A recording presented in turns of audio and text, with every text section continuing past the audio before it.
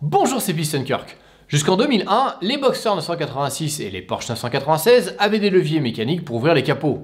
Donc, quand la batterie était à plat, il n'y avait aucun problème pour ouvrir le capot avant et atteindre la batterie pour la recharger. En fait, si, il peut y avoir un problème. Si votre voiture était verrouillée avec l'alarme au moment où la batterie s'est déchargée, alors les poignées de capot seront bloquées par un système de verrouillage anti-vol. Avec une clé Allen de 5 mm, il faudra donc légèrement dévisser les 3 vis pour pouvoir ensuite déboîter le support des poignées. Pour vous faciliter l'accès, il est plus simple de retirer le siège, comme je l'ai expliqué dans ce tutoriel. Une fois le support des poignées déboîté, pour les déverrouiller manuellement, il faut tirer sur cette tige métallique. Personnellement, je trouve cette sécurité inutile, alors je ne l'ai pas reconnectée au câble.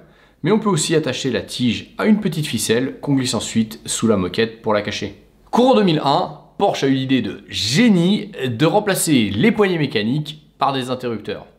Du coup, quand la batterie est vide, on ne peut plus ouvrir le capot pour l'atteindre et la recharger.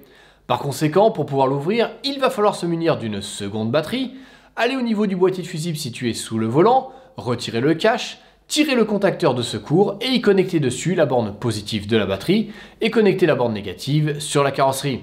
Si vous aviez fermé votre voiture avec la télécommande, normalement, dès l'instant où vous connectez la seconde batterie, l'alarme va s'enclencher. Dans ce cas, il faut mettre la clé dans la serrure de la portière, puis tourner vers la droite pour la verrouiller et ensuite tout de suite tourner vers la gauche pour la déverrouiller. Normalement, ça devrait désactiver l'alarme. Ensuite, il ne vous reste plus qu'à utiliser l'interrupteur pour ouvrir le capot avant. Entre nous, c'est beaucoup plus simple d'acheter un chargeur de batterie qui se branche sur l'allume-cigare. Comme ça, vous pouvez ouvrir votre capot tout de suite ou recharger la batterie de cette manière. Mais si vous n'avez pas ce type de chargeur ni de seconde batterie, ou encore si le moteur électrique qui sert à ouvrir le capot est mort, il y a un câble de secours situé dans le phare avant droite. En théorie, le câble longe le côté du phare comme on peut le voir sur cette image. Mais il existe aussi certains modèles où le câble a été glissé sous l'avant du phare, comme sur cet exemple. Il faut donc attraper le câble en glissant dessous un fil de fer rigide, ce qui est assez simple sur des phares standards, mais un peu plus compliqué avec ceux équipés de gicleurs. Attention, si l'avant de la voiture a été démonté suite à un choc frontal, il n'est pas rare que les carrossiers remettent mal le câble.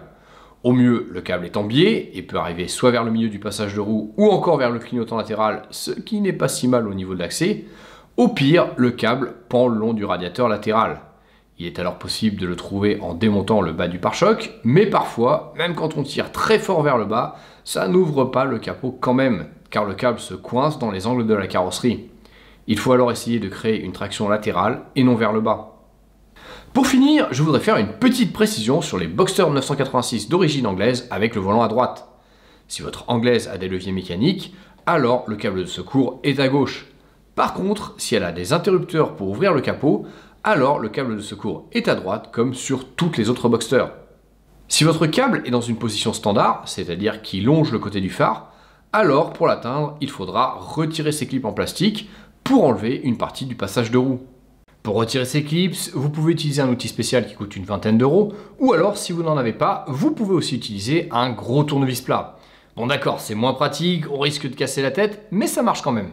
Avant de pouvoir retirer le passage de roue, il faut aller sous la voiture, à l'angle du pare-choc, pour enlever les 2 vis Torx. Ensuite, on doit retirer le dernier clip qui est particulièrement inaccessible et nécessite d'utiliser cet outil.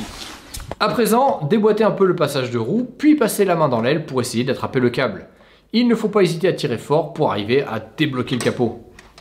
Vous pouvez maintenant ouvrir le capot pour recharger la batterie. Et si la batterie est morte et que vous devez la remplacer, j'ai fait un tutoriel qui explique comment faire, dont le lien est dans le descriptif, sous cette vidéo. Personnellement, même si ma Boxster a des interrupteurs, quand la batterie est à plat, pour ouvrir le capot, je n'utilise aucune des méthodes que nous venons de voir. Non, pas celle-là non plus. Pour résoudre le problème une bonne fois pour toutes, j'ai remplacé le bac de rangement à parapluie côté passager par des leviers mécaniques tirés d'une Boxster anglaise d'avant 2001.